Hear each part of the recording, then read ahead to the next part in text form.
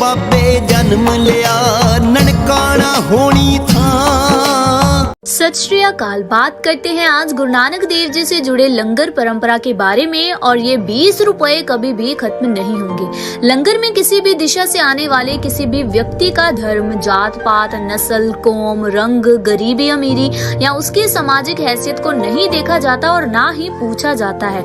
सभी को बेहद श्रद्धा से बिल्कुल मुफ्त शुद्ध शाकाहारी भोजन परोसा जाता है।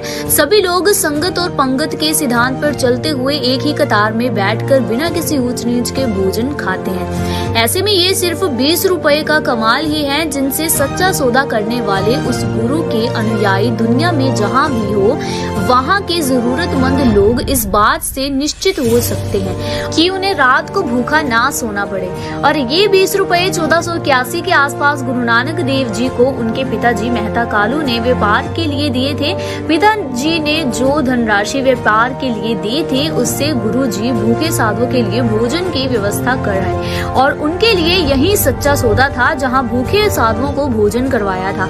इसी के साथ गुरु जी द्वारा दिए गए इस मार्ग पर चलते हुए इस परंपरा को आगे बढ़ाने में सबसे बड़ा सहयोग माता खीवी जी का रहा, जो दूसरे गुरु जी गुरु अंगद देव जी की पत्नी थी। उन्होंने खडूर साहब में उनके यहाँ आने वाले हर व्यक्ति को भोजन तैयार करके उपलब्ध करवाना शुरू कर दिया। और ऐसा करते हुए ये नहीं पूछा जाता है कि वह कौन है। उनकी रसोई को माता खीवी जी लंगर कहा जाता है, जो उन्हें के नाम से ही आज भी चल रहा है। उसके बाद तीसरे गुरु गुरु अमरदास जी ने लंगर को संस्थागत रूप दिया और लंगर में किसी भी दिशा से आने वाले किसी भी व्यक्ति का धर्म, जात पात, नस्ल, कौम, रंग, गरीबी अमीरी या उसकी सामाजिक हैसियत को नहीं देखा जाता और ना ही उससे पूछा जाता है। सभी को बेहद श्रद्धा से बिल्कुल मुफ्त शाकाहारी भोजन परोसा जाता है। सभी लोग संगत और पंगत के सिद्धांत पर चलते हुए एक ही कतार पर बैठकर बिना किसी ऊंच नीच के भोजन खाते हैं। ऐसे में एक बार जब बादशाह अकबर गुरु जी से मिलने आए तो उन्होंने कहा कि वे पहले लंगर में बैठकर खाना खाएं। वे इस परंपरा से इतना प्रभावित हुए कि उन्होंने जमीन भेंट में देनी चाहिए।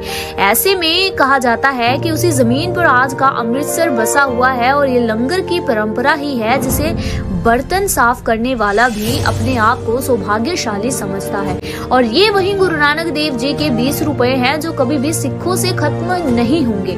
तो ऐसे शुरू की गई थी गुरु नानक देव जी द्वारा लंगर की परंपरा और इसीलिए तो कहा जाता है कि ये 20 रुपए कभी भी सिखों से खत्म नहीं होंगे। तब तक के लिए सत श्री अकाल।